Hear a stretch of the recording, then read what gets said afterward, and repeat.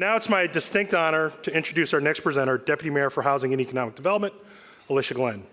Alicia is responsible for overseeing a network of city agencies and thousands of city employees charged with the mission of improving the lives of New Yorkers and providing them with enhanced economic opportunity through improved housing and jobs. A former legal service and housing and community development lawyer, senior housing agency staffer, and leader of the Goldman Sachs Urban Investment Group, Alicia's hallmarks have been innovation, creativity, and transparency. Our industry has benefited greatly from her expertise, commitment, and excellence. We are honored to have her. I think this is the third time I've introduced her at this event, but she's here again, and she'll come forward now and make our next and final presentation. Ladies and gentlemen, please welcome Deputy Mayor Alicia K. Glenn. Yeah. This is too much. This is like, I've been here a lot. Thank you, Richard. Thank you, Geraldine.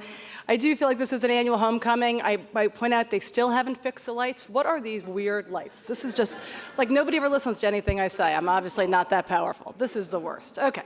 But it is great to be back in the room despite the hideous decor.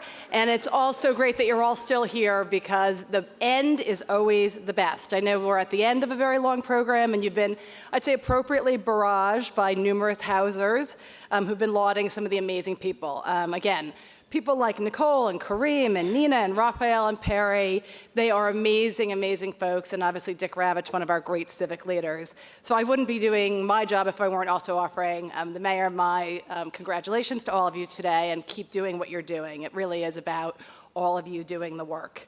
I also have to just say a few things as to where we are, because I'd probably get fired if I didn't remind everybody just what the administration has been doing in housing, and just a few things, really quick, I promise. And again, look, the big takeaway is we are building and protecting more affordable housing than at any time since the Ed Koch era.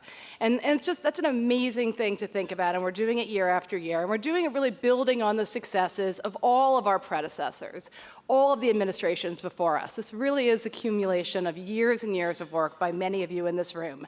And we're doing it with updating the versions of our old programs, we're doing it with entirely new tools, and we're doing it with a lot of additional resources, really all designed to meet both the challenges and the opportunities that we face in this moment, in this time, in housing in New York City.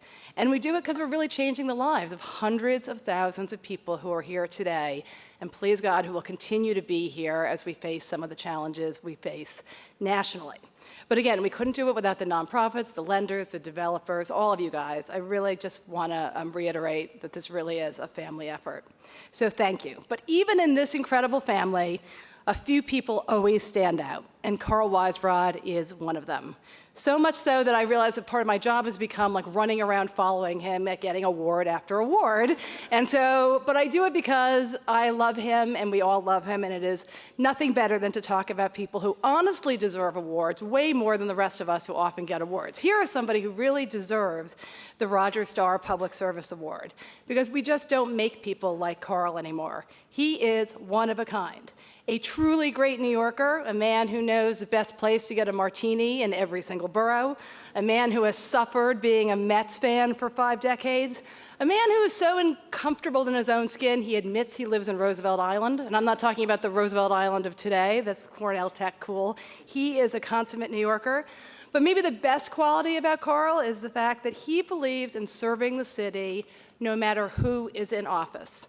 And I know that when de Blasio won election in 2013, there was a lot of chatter about, oh my God, could these crazy lefties actually run New York City? What's going to happen? The sky is falling down. But I think also when the mayor tapped Carl to lead the transition, a lot of those same skeptics said, you know what? The city is going to be in very good hands. You know, Carl often tells the story about he was an advocate, he was an outsider, he was a legal services lawyer like me. And then one day somebody in the Lindsay administration came up to him and said, you know what, if you think you're so smart, why don't you come into government and try it yourself? And you know what, for 40 years, that's what he's been doing, and he's really proven that it does matter who is in government.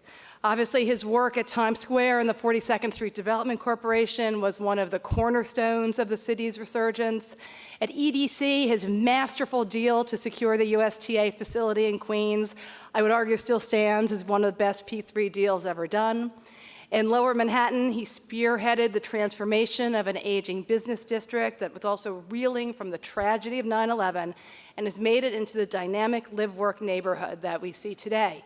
Thousands of new families, thousands of new jobs, keeping us competitive globally, all really due to his early work there.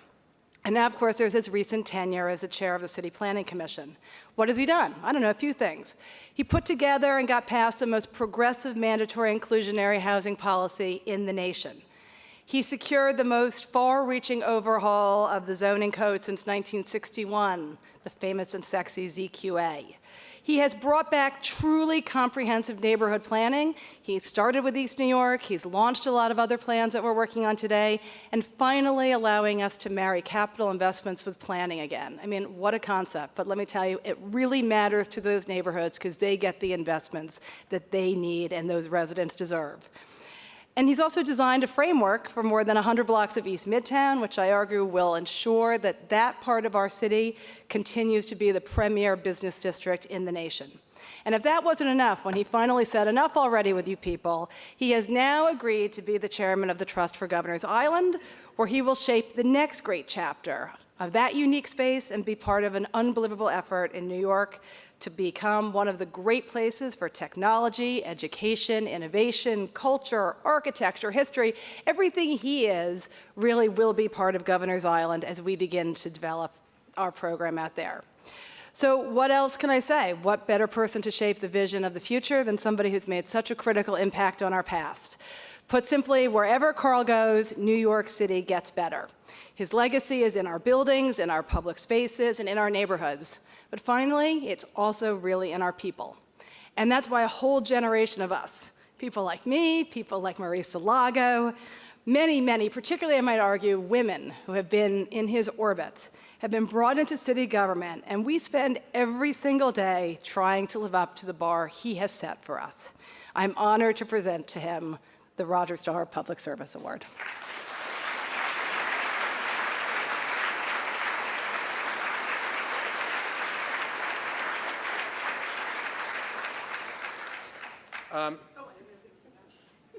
Thank you, Deputy Mayor Glenn. Alicia, I really miss you, I have to say. I also, if anyone deserves the Roger Starr Award, it's Alicia herself for all the work that she's been doing, not only over the last 3 years, but throughout her career. And I assume someday she will get it. Please. Okay, good. I also want to congratulate all of my fellow honorees. Perry, Raphael, thank you very much for your very kind words.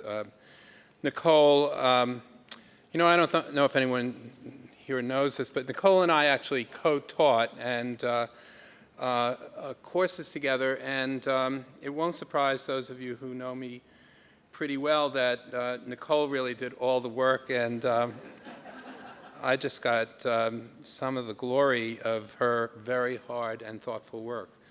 But actually, if I were giving out a public service awards, CHPC itself would be among the first recipients for all you've done for the city in the 1940s and 50s, opposing racial discrimination and supporting integrated neighborhoods, which really is a hallmark of what the de Blasio administration is now doing, not only on racial grounds, but also on economic grounds today.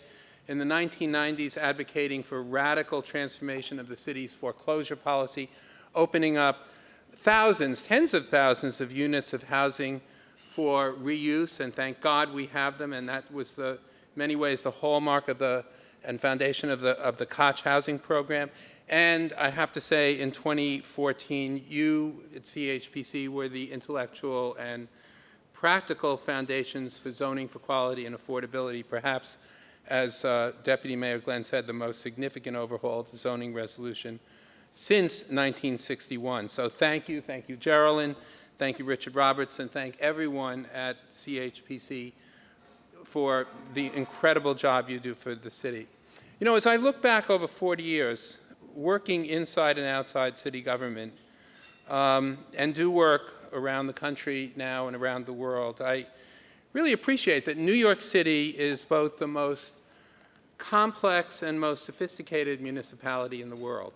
To get anything done here, and we do get a lot done of truly innovative work.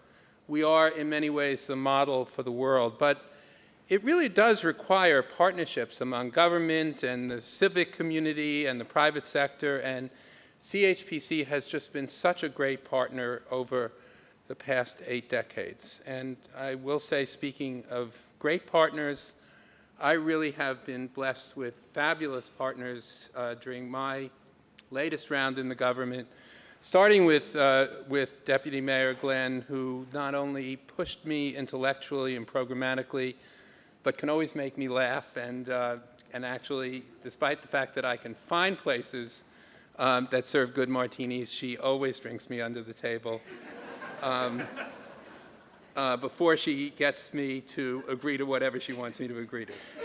And I also want to recognize my partners for 3 years, Shola and Maria, and Vicki Bean, who's not here, really is one of the real extraordinary things about the de Blasio administration is that the departments, which frequently in the past have been silos, have really worked together in a cooperative way, and particularly that's true between city planning and HPD, which function now almost as a single agency. And lastly, I just have to recognize the extraordinary city planning staff, now led ably by my friend and former colleague Marisa Lago, and particularly note Howard Slatkin, who was last year's award winner.